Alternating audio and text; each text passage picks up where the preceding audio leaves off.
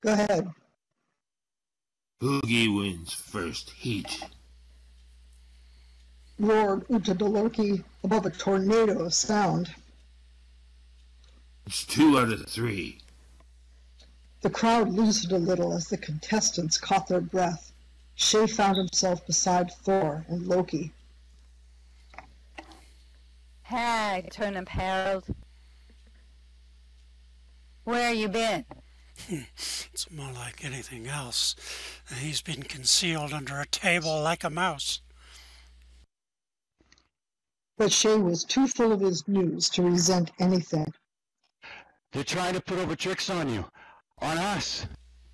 All these contests are illusions. He could see Thor's lips curl. Your warlock can see deeper into a millstone than most. No, but I mean it, really. Hughie had just passed them to take his place for the second heat, the hall's huge central fire on the other side. Look, that runner of theirs. He casts no shadow. Thor glanced, and his comprehension spread across his features turned purple. But just then Utgard-Loki cried, Go! Go! Again, and the second race was on. It was a repetition of the first.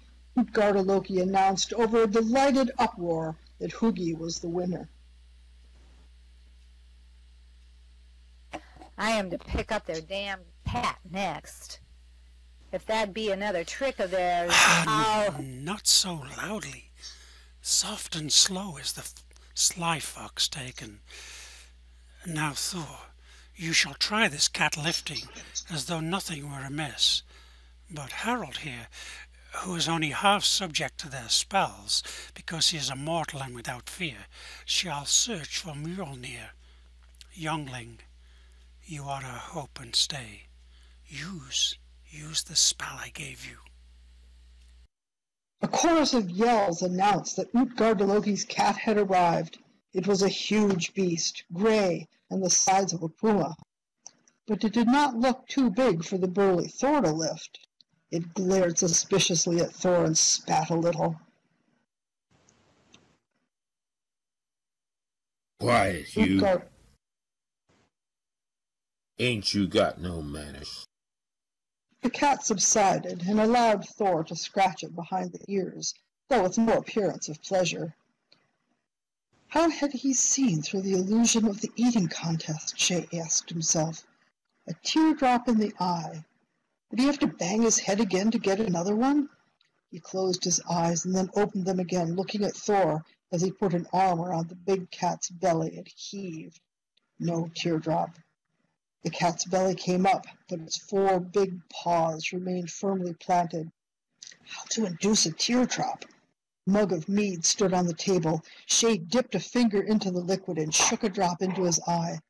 The alcohol burned and stung, and he could hear Thor's grunts and the whooping of the giants.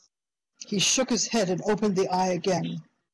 Through a film of tears, as he repeated, Sudri, Nordri, Nidi, Nyai.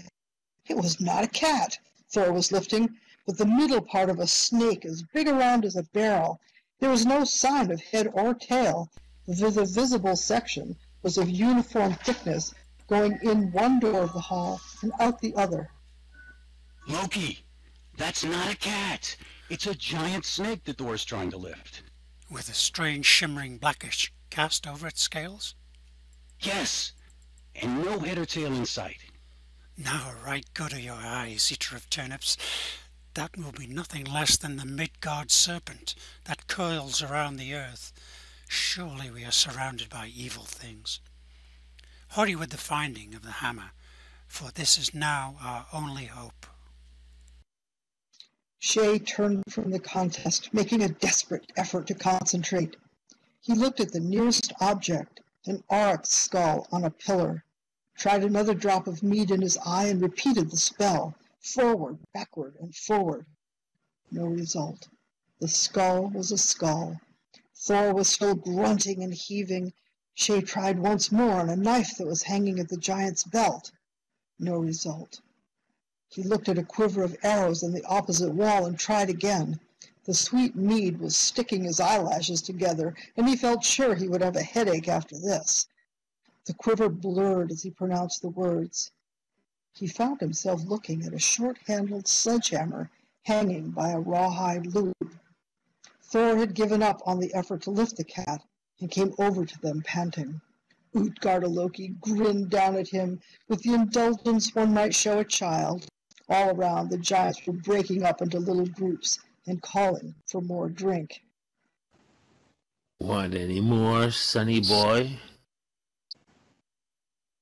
Guess you ain't so damn good as you thought what you was, huh? Shay plucked at Thor's sleeve as the latter flushed and started to retort. Can you call your hammer to you? The giant's ears caught the words. Beat it, Thrall. Oh, sorry. Beat it, Thrall. We got business to settle, and I won't have no snotty little mortals butting in. Now, Asa, Thor... Oh, I'm sorry, it's not Thor's line. No, it's a giant. Hi, I'm the giant.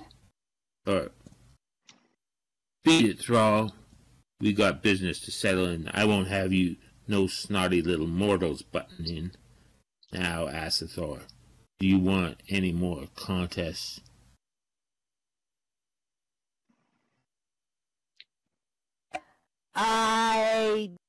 Shay clung to his arm. Can you? If it be in view. I said get out of here, punk. Bellowed Utgarda-Loki, the rough good nature vanishing from his face. He raised an arm like a tree trunk. Point at that quiver of arrows and call. Shay dodged behind Thor as the giant's arm descended. The blow missed. He scuttled among the crowding monsters, hitting his head against the pommel of a giant sword. Utgarda-Loki was roaring behind him. He ducked under a table and past some foul-smelling fire giants. He heard a clang of metal as Thor pulled on the iron gloves he carried at his belt. Then over all the sound rose the voice of the red-bearded god, making even Utgarda-Loki's voice sound like a whisper. Moher, the mighty slayer of miscreants, come to your master, Thor Odinson. For a few breathless seconds, the hall hung in suspended animation. Shay could see a giant just in front of him, with mouth wide open, Adam's apple rising and falling. Then there was a rending snap. With a deep humming, the hammer that had seemed a quiver of arrows flew straight through the air into Thor's hands. There was a deafening yell from the swarm of giants. They swayed back, then forward, squeezing Shay so tightly he could hardly breathe. High over the tumult rose the voice of Thor.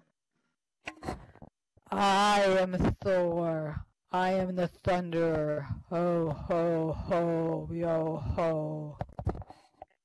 The hammer was whirling around his head in a blur, sparks dancing round it. Level flashes of lightning cracked across the hall, followed by deafening peals of thunder. There was a shriek from the giants and a rush toward the doors. Shay shot one glimpse as the hammer flew at Utgarda-Loki and spattered his brains into pink oatmeal, rebounding back into Thor's gloves. Then he was caught completely in the panic rush and almost squeezed to death. Fortunately for him, the giants on either side wedged him so tightly he couldn't fall to be trampled. The pressure suddenly gave way in front. Shay caught the giant ahead of him around the waist and hung on. Behind him came Thor's battle howl, mingled with constant thunder and the sound of hammers shattering giant skulls, a noise that in a calmer moment Shay might have compared to that made by dropping a watermelon 10 stories. The wielder of Mjolnir was thoroughly enjoying himself. His shouts were like the noise of a happy express train. Shay found himself outside and running across damp moss in the middle of hundreds of galloping giants and thralls. He dared not stop lest he be stepped on. An outcrop of rock made him swerve. As he did so, he caught sight of Utgard. There was already a yawning gap at one end of the roof. The central beam split. A spear of blue-green lightning shot skyward, and the place began to burn brightly around the edges of the rent. A clump of trees cut off the view. Shay ran downhill with giants still all around him. One of the group just ahead missed his footing and went rolling. Before Shay could stop, he had tripped across the fellow's legs, his face plowing up cold dirt and pine needles. A giant's voice shouted, Rocky, that's you. Hey, gang, look at this. Now they got me. He rolled over, his head swimming from the jar. But it was not he they were interested in. The giant over whose legs he had fallen was Heimdall, his wig knocked askew to reveal a patch of golden hair. The straw with which he had stuffed his jacket was dribbling out. He was struggling to get up. Around him, a group of fire giants were gripping his arms and legs, kicking and cuffing at him. There was a babble of rough voices. He's one of the Acer, all right.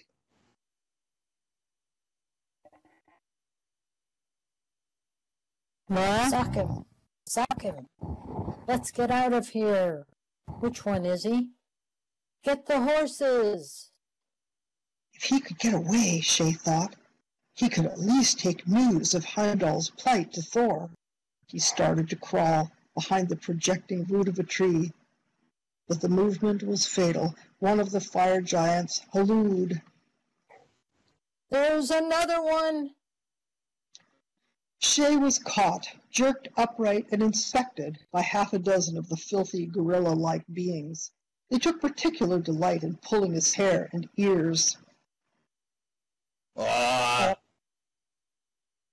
he's no A's. Bump him off and let's get the hell out of here. One of them loosened a knife at his belt. Shay felt a deadly constriction of fear around the heart. The largest of the lot, leadership seemed to go with size in Giantland, roared, Lay off! He was with that yellow-headed stumper.